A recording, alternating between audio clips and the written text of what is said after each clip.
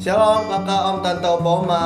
Dalam program live ini, kita akan belajar Alkitab lebih dalam lagi dengan menggunakan bahasa yang lebih santai. Semua bisa bertanya lewat kolom komentar. Dan jika ada yang ingin butuh bantuan doanya, juga bisa dituliskan di kolom komentar yang ada di bawah ini, mau yang ada di YouTube maupun yang ada di Facebook. Juga mohon dukungannya dengan like, subscribe, dan tekan tanda loncengnya. Jika ada yang ingin mendukung lewat dana, bisa disebarkan lewat nomor rekening yang tersedia di kolom deskripsi. Dan lebih dari segalanya, dukungan doanya ya, agar program ini bisa menjadi berkat bagi banyak orang dan akhirnya menyenangkan hati Tuhan. Oh iya, acara ini akan menemani kita semua di setiap malamnya ya. Selamat mengikuti, Tuhan Yesus memberkati. Ya, selamat malam semuanya. Shalom. Kita sebelum mulai teruskan Alkitab kita ambil waktu sejenak untuk menyembah Tuhan. Haleluya.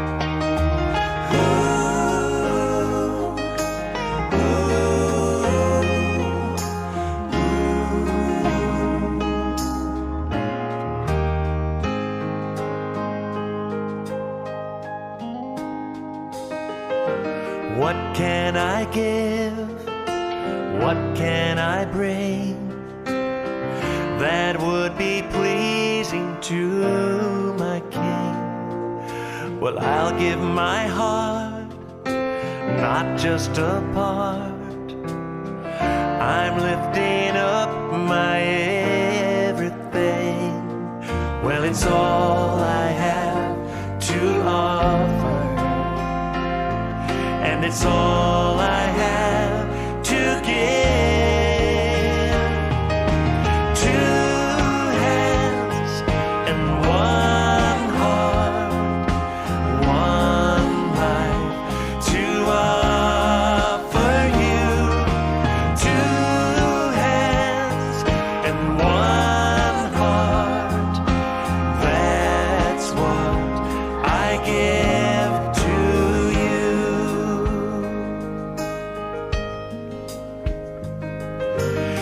Use me today, I know you can. Lord, I surrender to your plan. You made this heart, and you made these hands. Take me and use me as I am. Well, it's all I have to offer, and it's all I have to give. Two hands and one heart, one life to offer you. Two hands and one heart, that's what I give to you. Little becomes a lot when it's in your hands. Take me and make me more like you. It may not seem like much, but with the Master's touch, I know that I'll be more like you. Oh, yes, I will.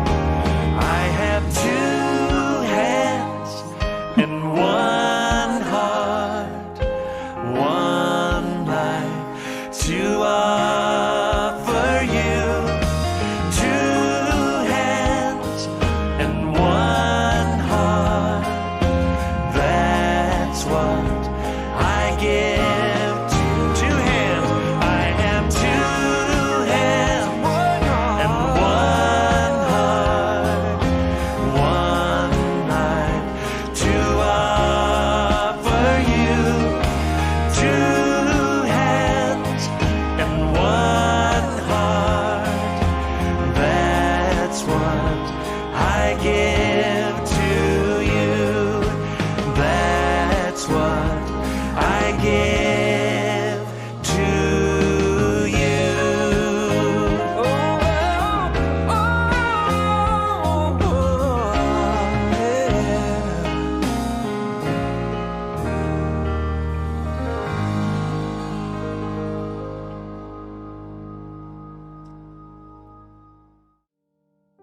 Ya, saudara, mari kita siapkan hati kita sebelum kita mulai tadarus Alkitab kita dengan membaca.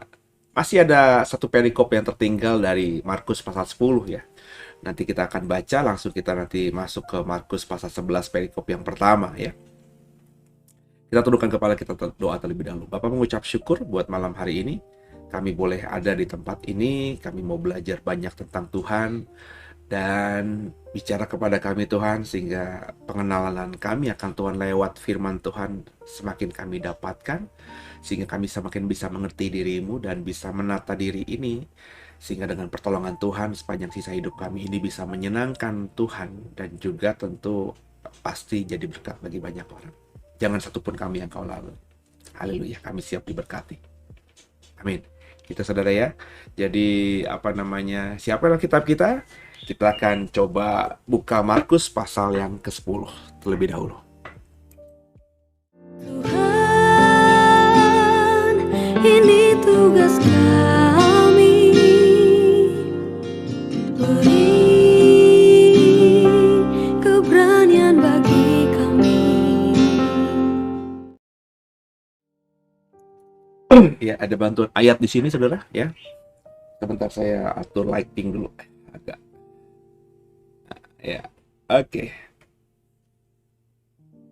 Ya. Masih kriip-kriip ya. Tadi sih sudah enggak ya. Mungkin tadi kesenggol saya.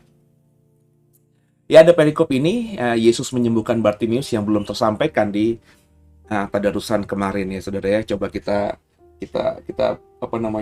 belajar. Ya.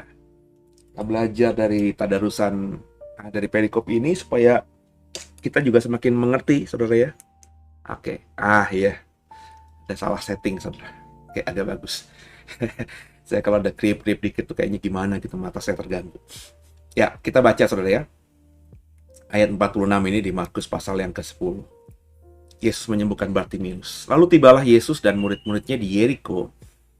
Dan ketika Yesus keluar dari Yeriko bersama-sama dengan murid-muridnya, dan orang banyak yang berbondong-bondong, ada seorang pengemis yang buta bernama Bartimius, anak Timeus, duduk di pinggir jalan. Ketika didengarnya bahwa itu adalah Yesus orang Nazaret, mulailah ia berseru, "Yesus anak Daud, kasihanilah aku." Banyak orang menegurnya supaya ia diam, namun semakin keras ia berseru, "Anak Daud, kasihanilah aku." Lalu Yesus berhenti dan berkata, "Panggillah dia." Mereka memanggil orang buta itu dan berkata kepadanya, "Kuatkanlah hatimu, berdirilah, ia memanggil engkau." Lalu ia menanggalkan jubahnya, ia segera berdiri dan pergi mendapatkan Yesus. Tanya Yesus kepadanya, "Apa yang kau kendaki supaya aku perbuat bagimu?" Jawab orang buta itu, "Rabuni, supaya aku dapat melihat." Lalu kata Yesus kepadanya, "Pergilah, imanmu telah menyelamatkan engkau." Pada saat itu juga melihatlah ia, lalu ia mengikuti Yesus dalam perjalanannya. Saudara kekasih Tuhan, jadi dalam kisah ini kita menemukan sebuah nama, ya, yakni Bartimius. Menarik di sini, saudara, Bartimius ini kalau lihat statusnya, dialah seorang peminta-minta buta pula, ya, pengemis buta pula. Dan yang saya garis bawahi di sini, Alkitab dalam Markus ini jelas mengatakan Bartimius anak Timeus, ya. Anak Timeus, saudara ya. Kok tahu gitu? Kan gitu, saudara ya. Apakah orang buta ini atau pengemis ini terkenal gitu ya? Biasanya dalam pergaulan sehari-hari ya, orang itu dikenal dengan nama orang tuanya atau klan atau marga keluarganya ya ketika orang itu misalnya memang punya nama dalam artian cukup terkenal, saudara. Dalam status konteks dekat dari Bartimius ini, dia seorang pengemis buta pula ya. Secara pergaulan sosial di dalam konteks perjanjian baru, dia tidak akan punya banyak teman karena dia peminta-minta, pengemis, buta pula, saudara. Jadi ada sinisme dalam diri orang-orang Yahudi yang normal bahwa orang ini orang yang ada masalah nih, ada kutuk mungkin, sehingga dia buta dan juga pekerjaannya sangat rendah sekali, meminta-minta. Jadi saya memperhatikan konteks ini, saya melihat bahwa sangat sulit dia untuk dikenal dengan apa yang dia pertontonkan hari itu sebagai pengemis dan yang buta juga. Jadi pengenalan bahwa Bartimius ini, anak Timeus ini baru terjadi setelah pasca peristiwa ini dan kemudian ditulis oleh Markus. Kan Markus menulis ini kan setelah peristiwa ini. Jadi saya simpulkan di awal bahwa Bartimius ini akhirnya setelah peristiwa ini menjadi orang yang dikenal oleh gereja paling tidak. Ya, jadi dia menjadi orang yang terpandang. Dan memang dalam salah satu sejarah yang informasinya pernah saya dapatkan gitu saudara ya, mesti diuji juga. Cuma ada yang mengatakan bahwa Bartimius, anak Timeus ini akhirnya menjadi salah satu petinggi gereja atau orang yang cukup berpengaruh, ya, bishop atau juga mungkin pembantu bishop atau orang-orang yang memang akhirnya menjadi garda terdepan dalam kekristenan. Sehingga akhirnya ketika Markus menulis ini di sekitar tahun 50, tahun 40 Masehi, beberapa tahun, belasan tahun setelah Yesus naik ke surga, Markus mengenal Bartimius yang dikisahkan ini sebagai Bartimius bin atau anak Timeus. Karena ya memang dia sudah normal, sudah sehat, nggak lagi meminta-minta, bagian dari kelompok pemimpin gereja mula-mula. Dan akhirnya Markus mengenal siapa dia. Ya, itu yang menarik saudara, yang informasi ini yang saya bisa sampaikan di awal. Nah, siapa dia sebelumnya? Pengemis. Ya. Dan dikatakan di sini peristiwanya akhirnya Yesus menyembuhkan Bartimius. Kalau kita baca di dalam Markus ini ya, lalu tibalah Yesus di ayat 46 ya, dan murid-muridnya di Yeriko. Dan ketika Yesus keluar dari Yeriko, berarti Yesus keluar dari Yeriko, peristiwa pertemuan dengan Bartimius ini menurut Markus terjadi. Dan kita sudah tahu juga cerita ini, misalnya kalau kita merefer di Injil Matius juga sama ya. Keluar dari Yeriko, baru Bartimius bertemu dengan Yesus dan Bartimius sembuh. Tapi kalau kita melihat peristiwa ini yang dicatat oleh Injil Lukas, saudara, ya, Injil Lukas juga mencatat peristiwa ini. Coba kita turunkan lagi, saudara ya. Ayatnya saya turunkan. Kalau nggak salah tadi ada. Nah, perhatikan baik-baik di paling bawah ini Lukas 18 ayat 35 ya. Di Lukas 18 ayat 35 ini peristiwanya terjadi sesaat setelah atau sebelum Yesus sampai di Yeriko. Ya, ketika Yesus hampir tiba di Yeriko, nah peristiwa ini terjadi. Jadi kalau kita hubung-hubungkan antara apa yang dicatat Lukas, apa yang dicatat Markus dan Matius, kita bisa menyimpulkan ketemu benang merahnya. Tidak kita cari salah yang mana, benar yang mana. Karena Alkitab adalah kebenaran. Lukas mencatatnya, ya dia dapat informasinya sebelum sampai ke Yeriko. Markus dan Matius mencatatnya setelah keluar dari Yeriko. Ya kalau saya sih selalu berpikiran Alkitab adalah kebenaran ya. Jadi saya tidak mau menduga sesuatu yang salah atau gimana gitu, karena saya sudah mengimani. Maka saya ketemu dan nggak salah juga menafsirkan hal ini. Kalau kita memang berpikiran seperti saya, saudara berpikiran seperti saya, berarti Bartimius ini sudah berusaha untuk mencari perhatian terhadap Yesus dengan cara berteriak, "Yesus, anak Daud, kasihanilah aku." Itu sejak Yesus, menurut Lukas, baru sampai atau mau sampai ke Yeriko, dan bahkan setelah Yesus keluar dari Yeriko. Ya, si Bartimius ini teriak-teriak, "Yesus, anak Daud, kasihanilah aku." Jadi dia selalu berteriak-teriak ketika Yesus mau masuk ke Yeriko dan setelah Yesus keluar dari Yeriko. Karena mungkin diteriaki terus-menerus oleh orang yang sama gitu ya. Akhirnya kita bisa mendapatkan pemahaman Yesus. Ya, Yesus kan berbelas kasih ya. Dan akhirnya orang itu disembuhkan ya. Dalam cerita ini juga ada yang menarik saudara, yakni pernyataan ya, dari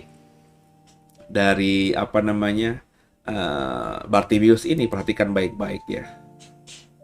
Ayat 47, ketika didengarnya bahwa itu adalah Yesus orang Nazaret. Jadi ketika dia buta, dia nggak tahu siapa yang datang, tiba-tiba ramai saja di sekitar dia. Dia merasakan meskipun buta kan dia punya telinga. Yesus anak apa, ada orang ribut tuh, siapa dia, ada apa sih, mungkin dia bertanya gitu. Oh, itu Yesus orang Nazaret lewat gitu ya. Dan Bartimius seperti layaknya orang-orang yang hidup di zaman itu tentu sudah tahu siapa Yesus ya, sudah kenal lah, sudah pernah dengar lah bahwa ada rabi muda namanya Yesus orang Nazaret, Yesus dari Nazaret yang punya kuasa luar biasa, sakit penyakit disembuhkan, bahkan orang mati dibangkitkan, kurang lebih begitu ya. Lalu dengan iman dia mulai berteriak ketika dia tahu yang lewat di depannya yang membuat ada kerumunan orang banyak itu adalah Yesus orang Nazaret. Tapi beda informasi yang dari informasi yang dia dapatkan, dia berteriaknya Yesus anak Daud. Yesus anak Daud, kasihanilah aku. Padahal dia dapat informasinya Yesus orang Nazaret. Ini loncatan iman yang luar biasa, saudara. Lonjakan iman yang luar biasa. Bahwa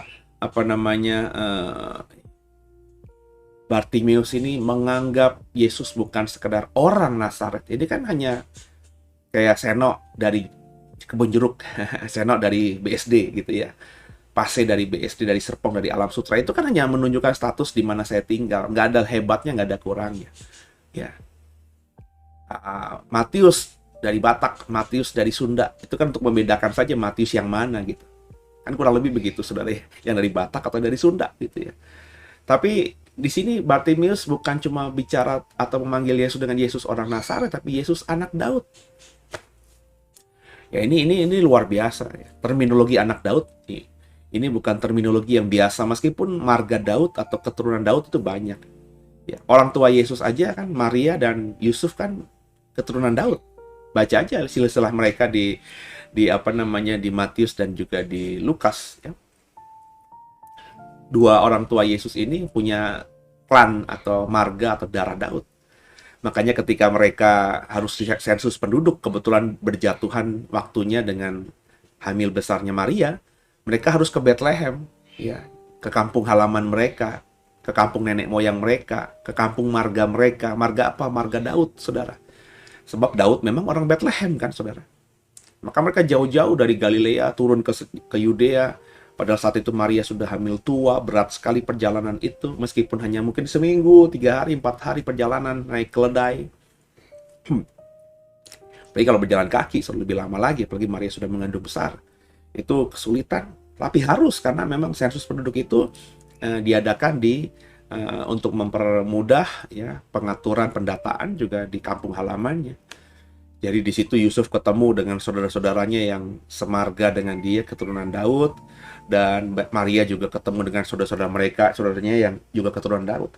So bisa bayangkan ketika sensus penduduk sebelum Yesus lahir itu di zaman Herodes Agung, di zaman Kaisar Agustus berkuasa, kata Injil, itu semua anak Daud, keturunan Daud itu kumpul di Bethlehem. Dan semua orang itu meskipun punya darah Daud, keturunan Daud, saudara, tidak bisa dipanggil atau tidak biasa dipanggil, "Hei Yusuf, anak Daud. Hei Maria, anak Daud."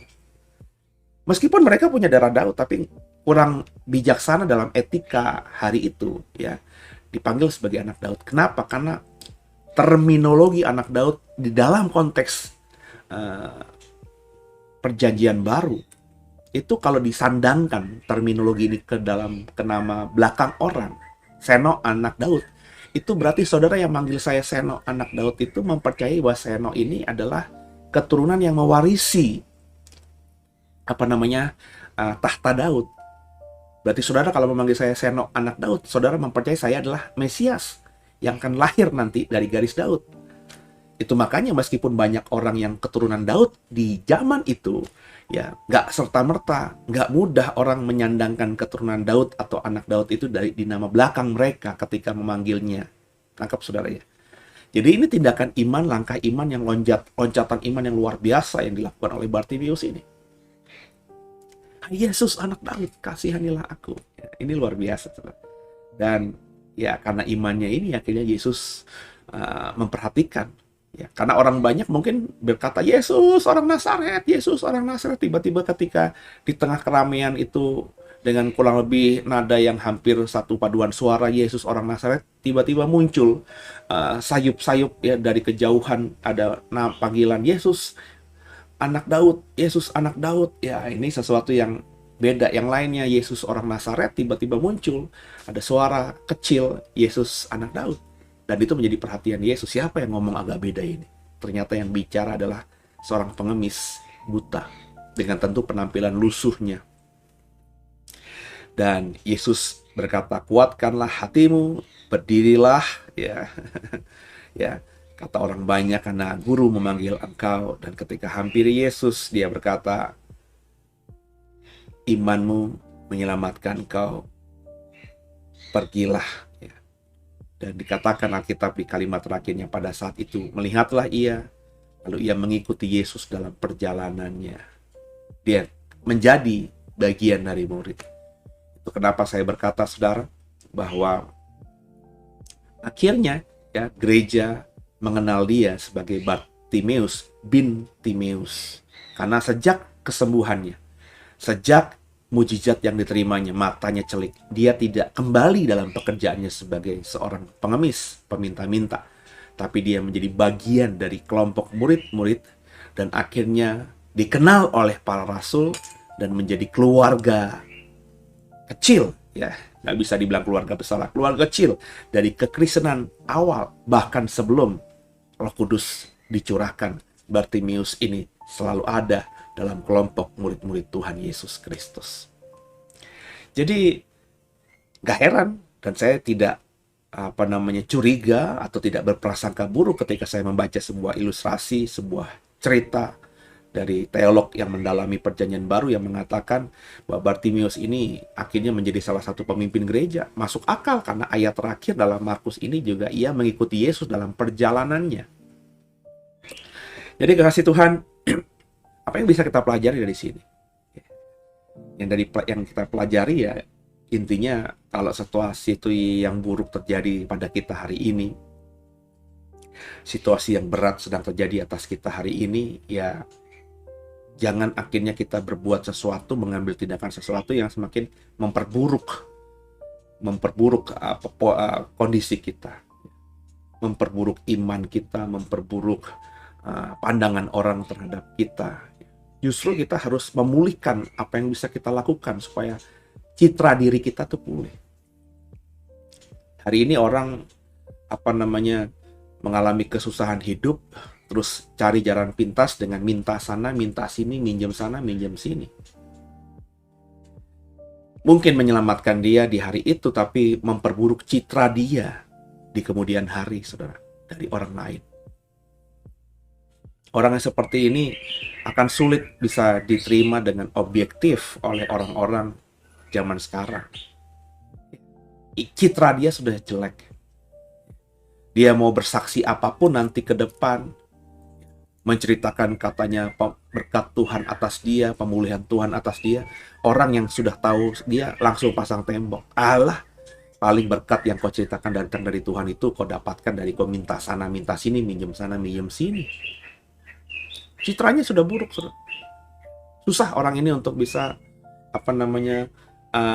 lepas dari citra buruk itu. Dan citra buruk yang didapatkan orang itu manusiawi, karena kita kan punya pemikiran, ya. Kita punya hati juga.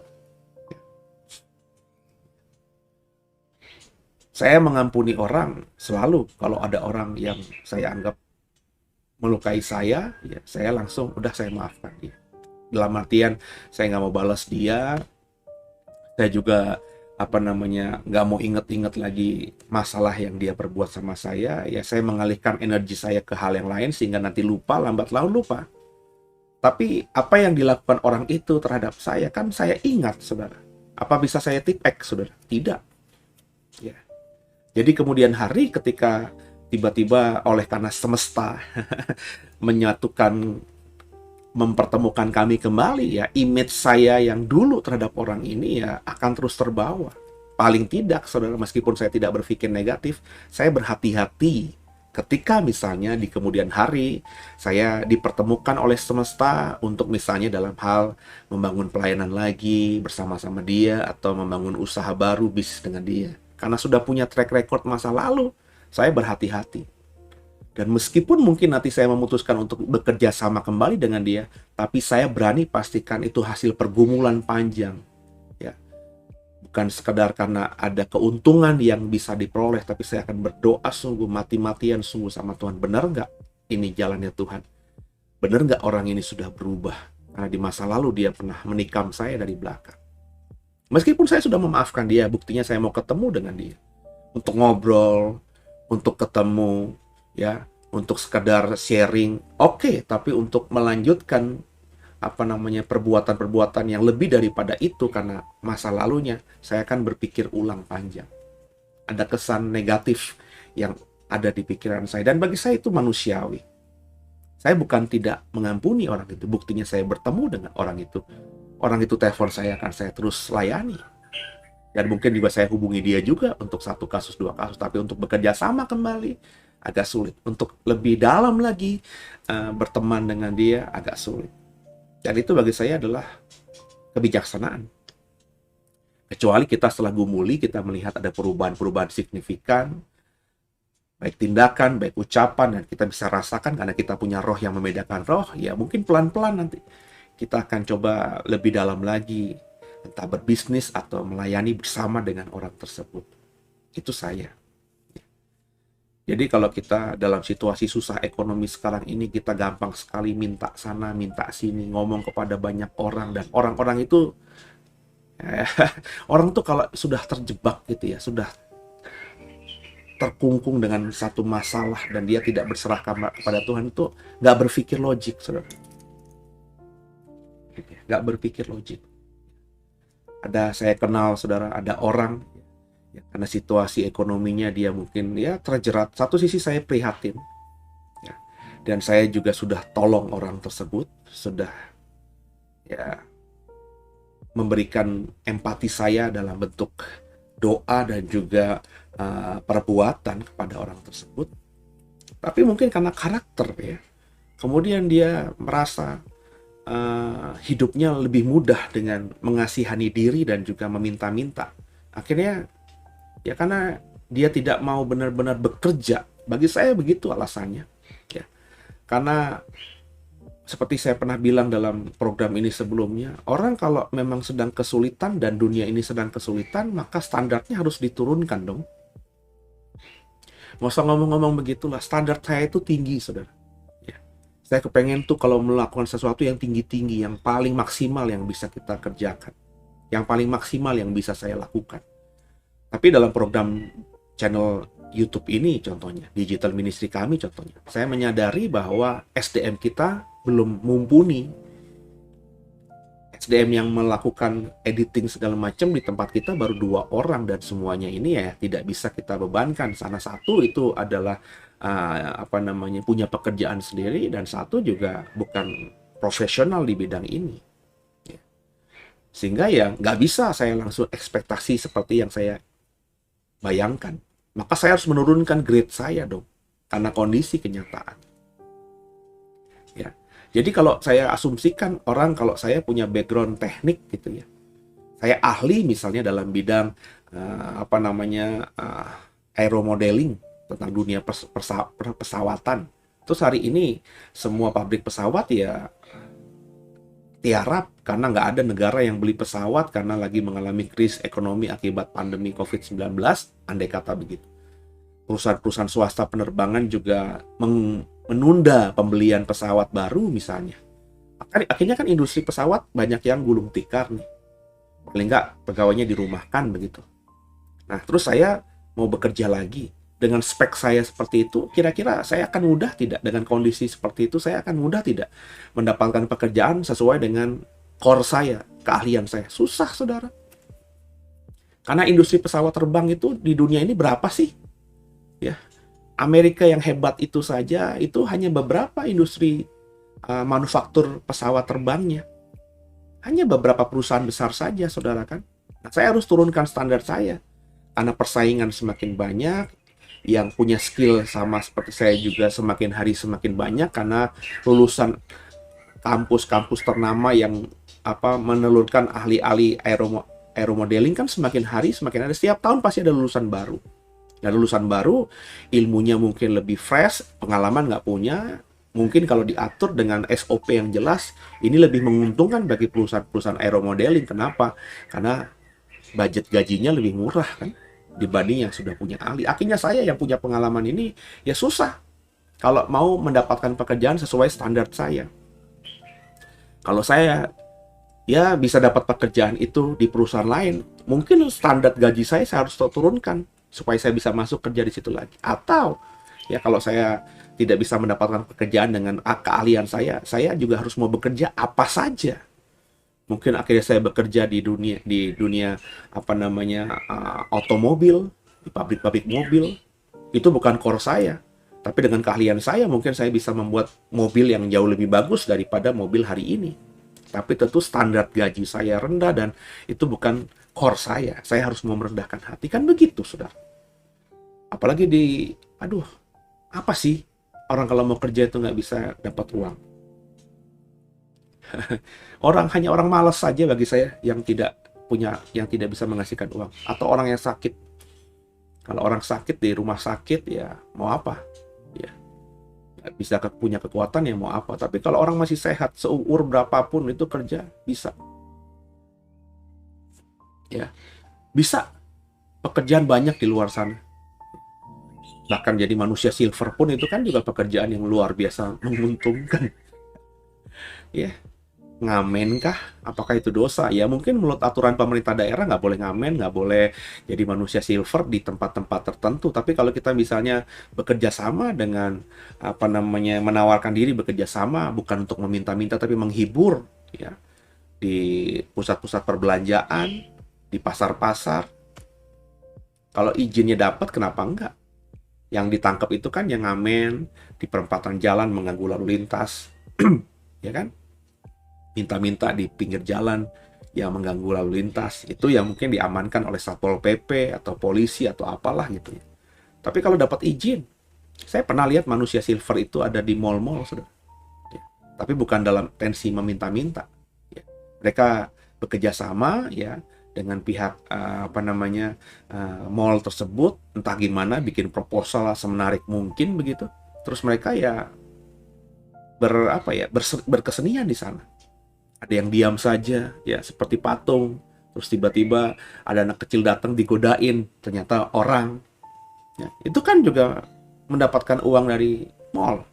Ya, karena mall merasa ada hiburan yang tidak membutuhkan budget besar, nggak harus konser atau pentas musik. Kalau pentas musik bayar artisnya, bayar bandnya, sewa sound systemnya, tata panggungnya, kan itu harus budgetnya besar. Ini cuma bayar 1-2 orang supaya menghibur pengunjung mall yang lagi stres milih baju yang mana gitu, terhiburkan. Saya pernah melihat bisa, ya. Atau juga kita kalau ngamen ya kerjasama sama restoran-restoran tertentu yang kita lihat rame, ya. Boleh nggak kami menghibur di sini? Ya kami nggak berharap, nggak minta-minta lah, nggak akan mengedarkan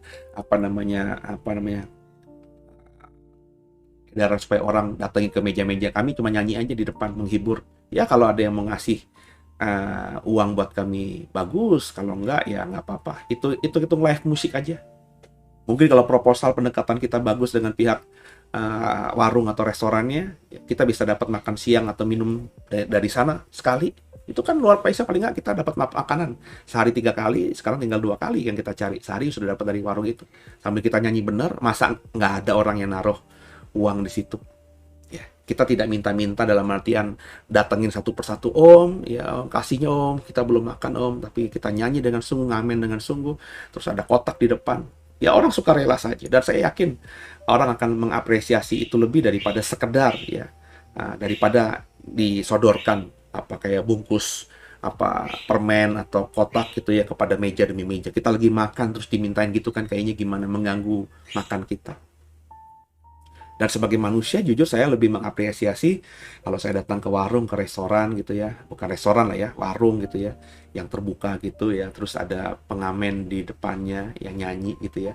Dan tanpa meminta-minta, ya dia nyanyi aja gitu. Suaranya bagus, main gitarnya oke.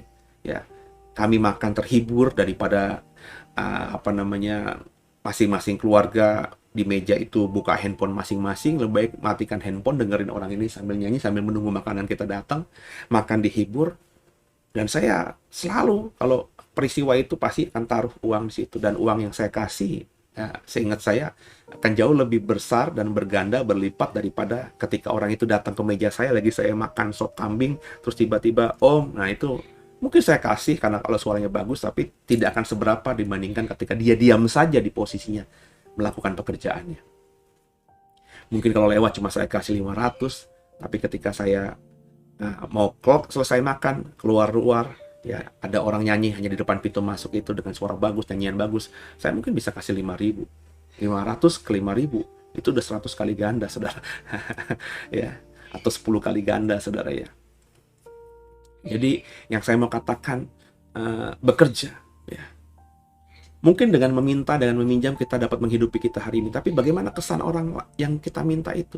Image-nya sudah buruk, saudara.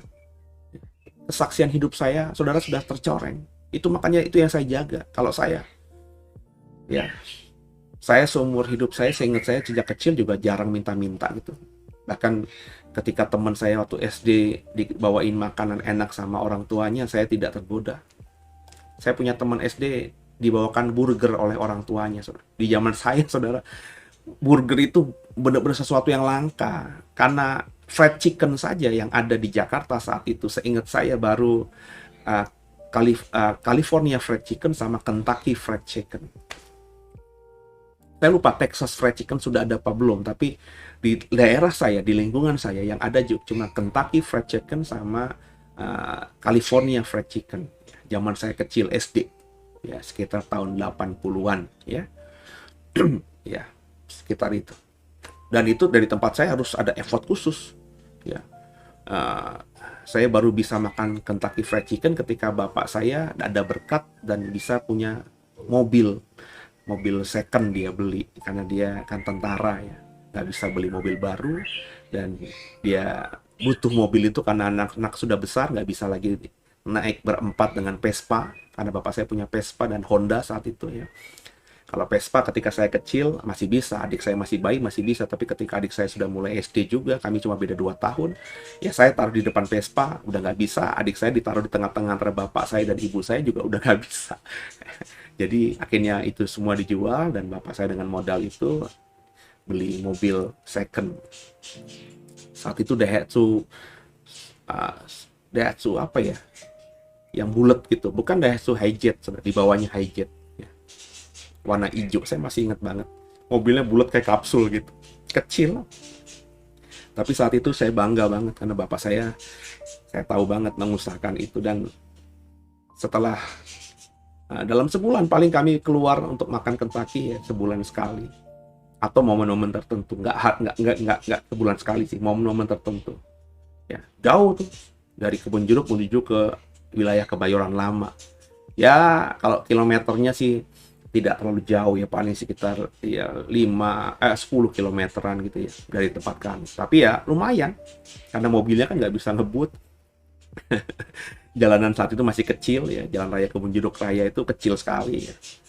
Terus juga ya cukup jauh lah ya. Paling nggak bapak saya kalau gitu masih baru gitu, pelan-pelan ya. Perjalanan dari 10 km aja itu bisa berangkat sekitar 30 menitan, 45 menitan, pulang pergi 1,5 jaman, saudara. Ya, jadi cukup lama. Ya, yang saya mau katakan,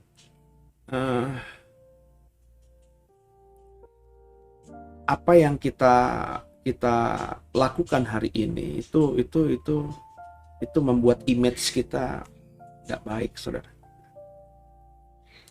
Jadi dalam konteks Bartimeus ini, dalam konteks pekerjaannya meminta-minta, dia ketika sembuh dia nggak kembali meminta-minta, dia ikut Tuhan. Dan dia jadikan pengalaman dia, pertemuan dia dengan Tuhan itu menjadi kesaksian hidupnya. Dan untuk seterusnya dia tidak minta-minta lagi. Jadi saudara, janganlah kita sudah bertobat terus akhirnya kita jadi orang yang meminta-minta. Keadaan memang buruk, tapi bekerjalah. Bekerjalah dengan sungguh. Bekerjalah apa yang bisa kau kerjakan. Saya berusaha menghidupi itu. Saya sejak kecil nggak pernah minta-minta. Saya bilang tadi, akhirnya burger itu, teman saya bawa burger, saya tahu itu burger, dikasih tahu sama dia, tapi nggak pernah tahu rasanya. Penasaran saya minta ampun, ini sahabat saya loh, saudara. Sampai selesai SD, bahkan sampai sekarang ya, kami masih sering japri-japrian karena akhirnya ketemu di Facebook, terus konfirmasi, lu Seno yang di SD Lemuel ya?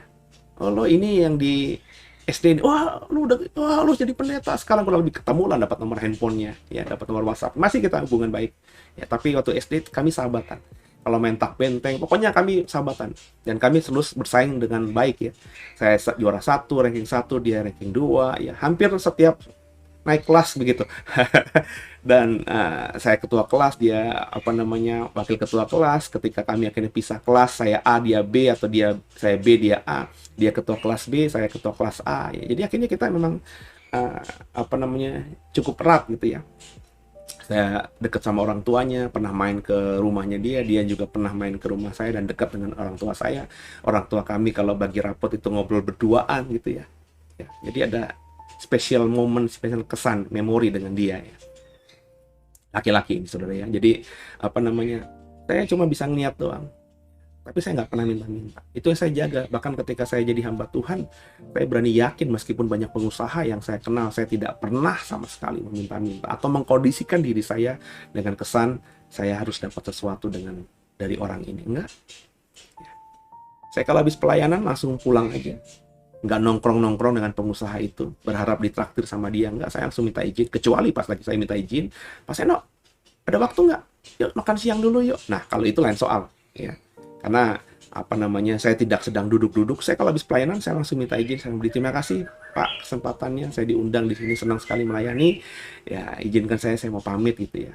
Ya, untuk ada pelayanan lagi. Saya nggak bohong ya. Saya gunakan kata itu. Tapi bukan pelayanan khotbah, tapi pelayanan kemana? Melayani keluarga. Ya kan? Sebab kalau saya bilang saya nggak ada apa-apa lagi, ya pasti saya akan ditahan di situ. Tapi saya selalu bangkit berdiri dan baru ketika, Pak Seno ini kita mau makan bareng-bareng, tunggu sebentar lah, masuk makan setengah jam nggak bisa, kan jarang kita ketemu. Terus kalau memang saya nggak ada jadwal sama sekali, nggak ada kegiatan yang saya sudah agendakan, ya akhirnya baru saya ikut, akhirnya ngobrol-ngobrol sambil makan siang, makan malam gitu ya. Tapi untuk datang ke kantornya secara khusus, seperti banyak teman-teman saya, rupanya begitu saudara. Saya baru tahu juga ketika ada pengusaha besar, dan pengusaha besar ini cukup dekat dengan pendeta-pendeta. Rupanya banyak pendeta-pendeta yang tanpa angin, tanpa hujan, tanpa jadwal pelayanan ya datang ke tempat dia ya sekedar ingin ngobrol dan lain sebagainya. Dan saya diminta itu oleh banyak orang-orang dari tangan kanan, orang-orang yang hebat-hebat, yang kaya-kaya itu. Ini pendeta Seno nih aneh nih, nggak pernah main ke kantor kita nih, nggak seperti pendeta A, B, C, D, F, G yang disebutkan tuh pendeta yang punya nama semuanya. Wah, serius lu? Ngapain mereka kesini? Ya nongkrong aja. Tiba-tiba lagi lewat sini mereka mampir, ngajak ketemuan ngobrol sama bapak, diajak makan bapak, diajak main golf sama bapak. Ada pendeta yang datang nggak pernah main golf, nggak pernah megang stick golf, terus tiba-tiba karena bapak lagi mau main golf, diajak main golf Pak pendeta, Pak Seno. Ya. Terus dibeliin stick golf 1 set itu, ya. Dan berikutnya diajak terus tuh, ya, main golf. Ya itu berkat aja buat dia. Meskipun dia tidak minta-minta stick golf dan tidak minta-minta diajarin main golf, tapi bagi saya datang ke situ itu is not me. Ngapain? Kecuali saya tahu orang ini sedang ada masalah, ya saya datang untuk memberikan dukungan, semangat, doa, oke. Tapi kalau nggak ada angin, nggak ada hujan, ngapain? Kalau saya datang ke rumah orang tanpa sebab, tanpa alasan, ya apalagi ini orang kaya dan dia tahu saya pendeta, ya itu kesan saya, jangan-jangan dia berpikiran nanti saya minta-minta itu. Dan saya tidak mau.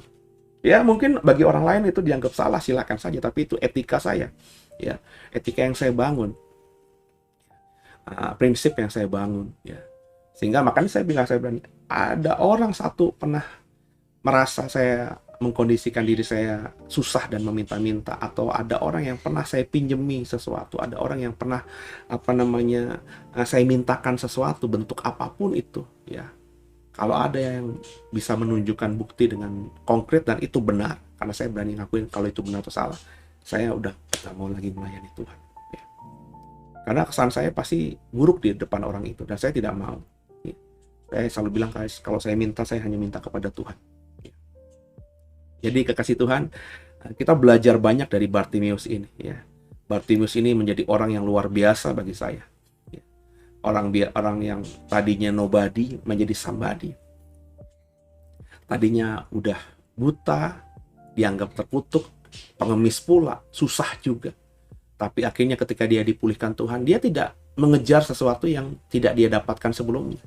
Kan teorinya kalau dia meminta-minta, dia buta, kan ketika dia celik matanya, ya dia cobalah ya mengeksplor keindahan dunia ini. Ya nggak sih? Dia buta, hanya minta-minta. Ya, dengan dia bisa melihat, dia tadinya hanya mengemis ngandalin orang, dia mungkin penasaran mau buat A, B, C, D, karena dia baru pertama kali bisa melihat, mau mencoba, mau melakukan hal-hal lain, tapi tidak dia lakukan.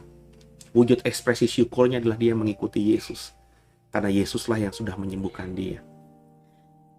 Jadi Bartimeus ini, ya kalau Bapak Ibu membaca bahkan Injil yang lainnya, itu awalnya ada 2 orang, saudara, pengemis buta yang meminta-minta, yang teriak, Yesus anak Daud. Coba nanti dibaca di Matius dan dibaca di Lukas. Ada 2 orang. Tapi Markus mencatatnya seorang, Bartimeus bin Timeus. Ya, saya simpulkan ya, dari 2 orang yang mungkin mengalami sama-sama mujizat ini, yang akhirnya dikenal namanya oleh gereja karena terus mengikuti Yesus, ya hanya Bartimeus. Yang lainnya kemana? Yang lainnya mungkin seperti saya bilang tadi, karena selama ini buta, minta-minta pula. Ketika dia sembuh, dia langsung menikmati indahnya dunia, ya, berusaha melakukan pekerjaan-pekerjaan yang memuaskan hati dia, lupa sama Yesus dan tidak ikut Yesus. Tapi Bartimeus mengikuti Yesus, dia mengambil bagian yang terbaik. Ya, mungkin dia tidak akan sekaya temannya yang akan sembuh, yang sudah sembuh, sama-sama sembuh dari butanya dan statusnya sebagai peminta-minta, mereka sudah keluar dari zona itu. Tidak hidup berkelimpahan seperti temannya tadi. Tapi paling tidak, saudara, Bartimeus namanya itu kita bisa baca hari ini. Ceritanya kita bisa baca hari ini. Orang yang temannya dia yang sama-sama buta dan juga pengemis itu. Sampai sekarang kita nggak tahu informasinya. Dia hanya disebut ada 2 orang yang berteriak-teriak. Ya. Tapi namanya satunya nggak disebut. Hilang dalam sejarah. Cuma peristiwanya dicatat, tapi siapa jati dirinya nggak diingat. Apes nggak, saudara? Itu makanya kalau saya berkata, kalau mau lakukan sesuatu, do the best. Do the best. Berusaha beri yang terbaik lah, lomba-lomba lah. Yang tentu nanti takdir itu urusan Tuhan. Bagaimananya urusan Tuhan. Ya, saya apresiasi, hormat dengan semua para pahlawan yang berjuang memperebutkan kemerdekaan. Ya, nenek moyang saya pun juga ada pahlawan. Ya, dalam artian ikut berperang juga. Ya. Tapi kalau diperhatikan, saudara, nenek moyang saya nggak dikenal oleh orang banyak. Kami saja keturunannya yang punya cerita bahwa dulu kakek buyut, dulu kakek ya, dulu mbah buyut ya, eyang buyut itu dulu berjuang, dapat informasi dari beliau langsung. Tapi di masyarakat umum tidak dikenal. Ya, karena apa? Mungkin pada saat itu dia bukan pemimpin, dia hanya pejuang biasa. Saya bukannya merendahkan para pejuang zaman dulu ketika merebut kemerdekaan dari penjajah Belanda dan juga Jepang ya, saudara ya. Saya respect, saya hormat banget dengan mereka. Tanpa mereka, kita nggak bisa merdeka hari ini. Cuma meskipun mereka hebat, dan makam mereka semuanya ditaruh di makam pahlawan, baik di kota masing-masing yang ada, di Jakarta, di Kalibata. Ya. Berarti kan negara mengapresiasi itu. Tapi nama mereka tidak kita kenal. Yang kita kenal hanya nama-nama tertentu saja, yang memang tercatat punya effort lebih daripada yang lainnya. Apakah semua nama-nama pahlawan yang menjadi pahlawan nasional itu hanya dari kasta bangsawan saja? Iya, sebagian besar iya. Karena mereka dalam budaya timur itu yang paling mempengaruhi. Kalau bangsawan, kalau raja sudah bertahta, maka rakyat akan mengikuti. Tapi banyak tuh yang tidak punya darah klan bangsawan. Dan mereka juga karena kesungguhannya, kegigihannya, do the best-nya, akhirnya muncul jadi pemimpin. Nah, kita harus seperti itu. Kita mungkin bukan anak pendeta, kita bukan keturunan orang-orang yang bergelut dalam dunia kekristenan, tapi kita ordinary man saja. Tapi ketika kita bertobat sungguh, coba kita kita benar-benar maksimalkan apa potensi yang Tuhan berikan kepada kita. Ya. Dan akhirnya kita dikenal. Paling tidak dikenal oleh beberapa orang, saudara, pelayanan kita. Jadilah orang yang seperti itu. Bartimius akhirnya dikenal, paling tidak oleh Markus. Sehingga Markus mencatat peristiwa ini, menuliskan namanya Bartimius bin Timeus. Ini kan nama spesial. Ya. Saudara saja yang baru kenal sama saya, yang tahu bahwa saya dipanggil Pase, mungkin saudara nggak tahu nama lengkap saya. Ya. Bahkan dulu ketika saya di gereja lama, hampir belasan tahun saya jadi pengkhotbah di sana, orang nggak tahu nama depan saya. Yang ditahu hanya Suseno Suharsana. Bahkan ada yang manggil saya Pak Suharsana. Pak Suharsana tuh bapak saya. Ya, nama baptis saya nggak tahu. Padahal itu nama yang saya sudah taruh di KTP saya. Ya. Paulus Suseno Suharsana. Orang taunya hanya Suseno Suharsana. Kenapa? Di dalam jadwal buletin hanya muncul nama Suseno Suharsana saja. Ya. Dan banyak orang menduga bahwa Suseno itu nama depan saya, Suharsana nama saya. Jika saya dipanggil Pak Suharsana, Pak Suharsana, itu nama bapak saya. Bapak saya sudah meninggal, dipanggil-panggil nanti dia bangun dari kuburnya, nyahok loh, saya bilang gitu. Ya, jadi yang kita pelajari di sini adalah Bartimius akhirnya dikenal ya, oleh gereja, dan sampai sekarang ini ribuan tahun setelahnya kita masih tahu Bartimius bin Timeus, yang menandakan Bartimius yang mana kita tahu spesifik anaknya Timeus. Mungkin nama Bartimius banyak, saudara, tapi Bartimius bin apa. Nama Timeus banyak, tapi orang yang punya nama Timeus, yang punya anak Bartimius, itu mungkin hanya beberapa gelintir saja. Dan Bartimius bin Timeus, mungkin ada orang lain yang bernama Bartimius bin Timeus, tapi nggak akan banyak, saudara. Nama Suseno banyak, nama Suharsana banyak, tapi Suseno Suharsana itu mungkin cuma satu. Nangkep, saudara ya? Nama yang pakai Paulus banyak, tapi yang punya nama Paulus Suseno Suharsana saya yakin cuma satu. Kecuali ada orang yang ngefans sama saya, terus akhirnya ketika punya anak kasih nama tuh pendeta itu aja tuh, Paulus Suseno Suharsana, ya mungkin. Ya, tapi yang tidak kenal saya, yang punya nama Paulus Suseno Suharsana, saya berani yakin di dunia ini mungkin cuma saya namanya itu. Ya, karena spesifik sekali, saudara. Ya. Dan nggak mungkin orang yang di luar orang Indonesia kasih nama anaknya Paulus Suseno Suharsana. Sehingga kita ketemu di Ukraina, ada orang namanya Paulus Suseno Suharsana, itu sesuatu yang impossible ya. Meskipun mungkin saja, tapi kecil sekali kemungkinan ya. Karena hanya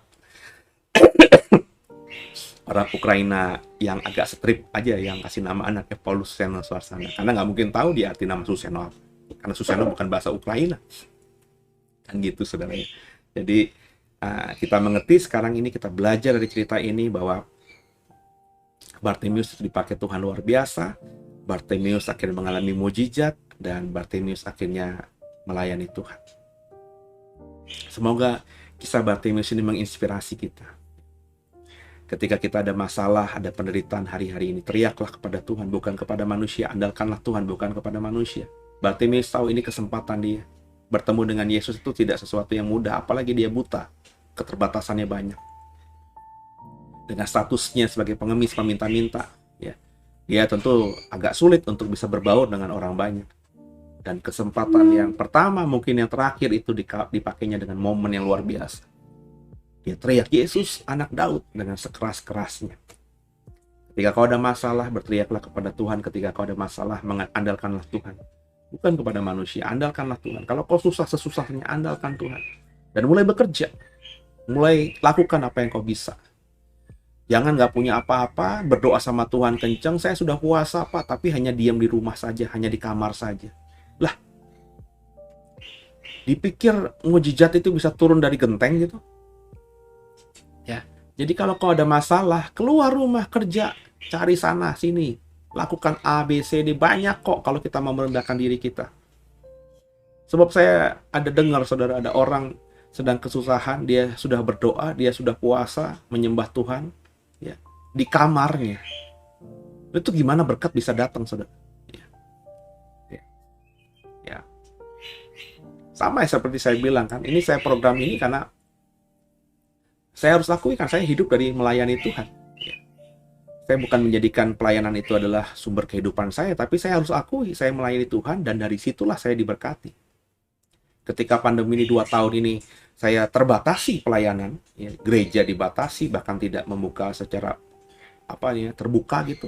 Kami tetap ada ibadah setiap minggu, tapi untuk live streaming hanya orang-orang tertentu saja. Bahkan kadang-kadang hampir sebagian besar yang datang hanya ya kru saja, para imam musik, saya, ya, dan juga multimedia, nggak ada orang lain. Ya. Lalu dengan pelayanan seperti itu, saya kan harus berpikir gereja punya kebutuhan, ya, tentang uang untuk dibayarkan untuk cicilan gereja, listrik dan lain sebagainya. Apakah saya minta-minta?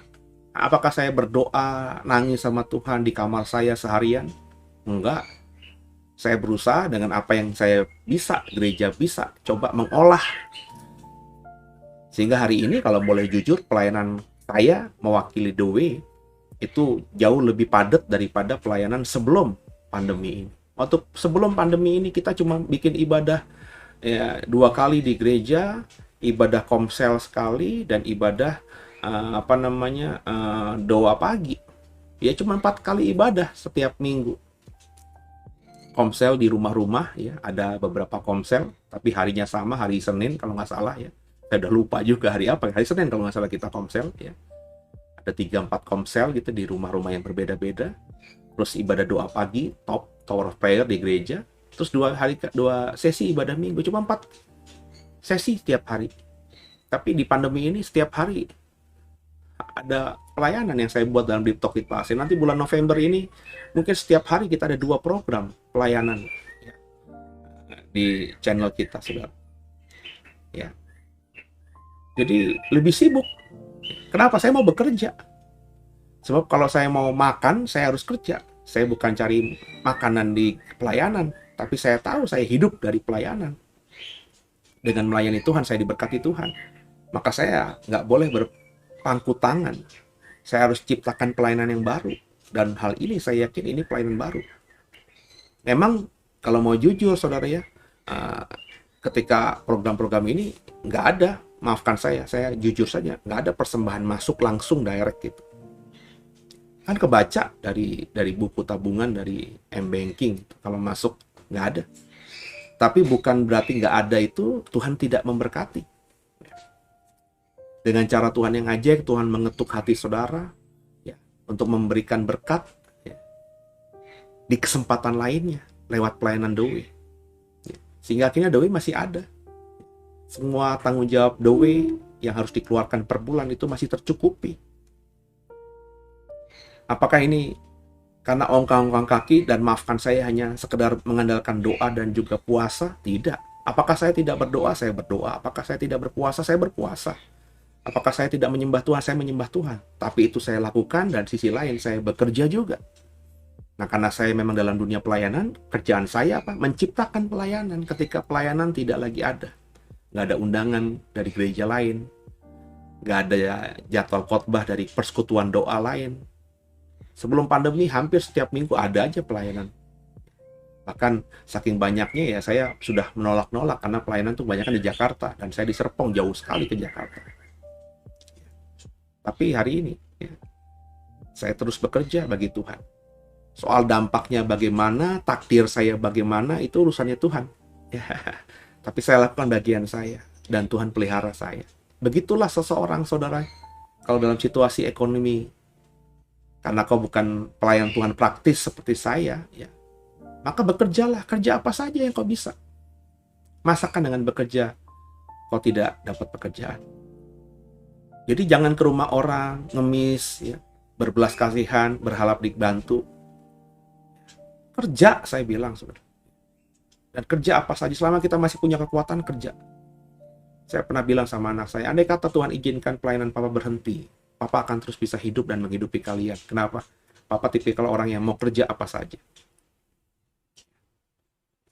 Dan saya bilang, saya kalau mau mengerjakan sesuatu dan ada gairah untuk mengerjakan sesuatu, selalu jadi. Nggak pernah nggak jadi. Kenapa? Karena kalau saya sudah mau mengerjakan sesuatu, saya dengan effort sungguh, bekerja sungguh. Saya kepengen semua saudara seperti ini. Jadi jangan kalah dengan keadaan. Dan akhirnya merusak citra dan gambar diri kita yang notabene adalah gambar dan rupa Allah. Masakan kalau kita mengimani kita adalah gambar Allah, kita meminta-minta. Masakan Allah meminta-minta. Nangkep ya saudara ya? Maka banggalah memberi. Dan malulah ketika meminta. Apapun kondisi. Sebab kau adalah gambar dan ciptaan Allah. Sebab kau adalah anak Allah. Kau adalah hamba Allah. Kalau kau hidup benar, mengerjakan bagianmu. Kalau kau memakan kata firman Tuhan, kerja. Tuhan akan pelihara saudara dengan cara Tuhan yang ajaib itu. Saya berharap semua yang mendengarkan program ini melakukannya. Ujilah omongan saya ini. Saya berani yakin seyakin-yakinnya. Apa yang saya alami, akan kau alami juga. Kenapa? Semata satu saya yakin, Tuhan yang kita sembah adalah sama. Dan Tuhan akan memperlakukan dengan adil semua hamba-hambanya yang tulus dan mau bersungguh-sungguh hidup mentaati firman-Nya.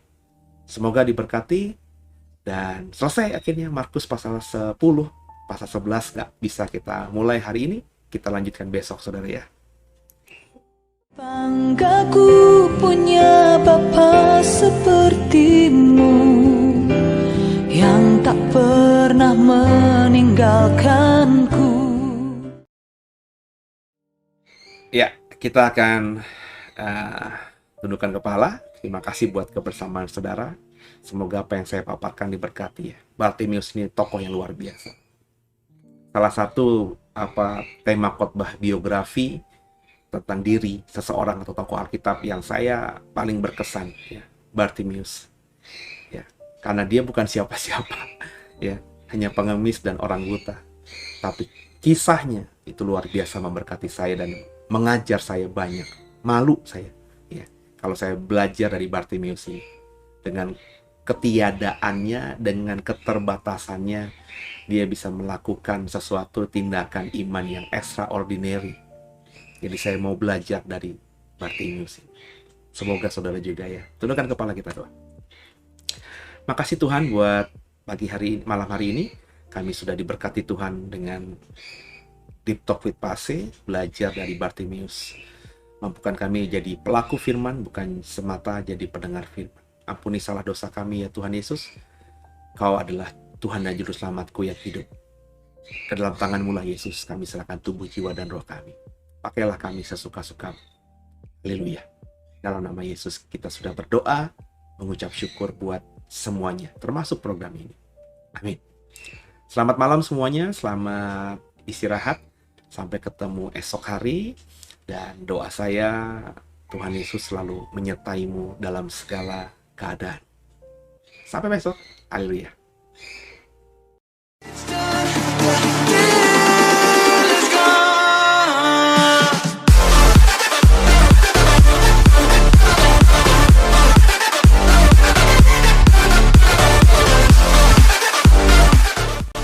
Bapak Ibu yang merasa diberkati dan ingin memberkati kami lebih lewat dana dapat disalurkan melalui scan barcode berikut ini atau ditransfer melalui rekening yang ada di layar Bapak Ibu Saudara.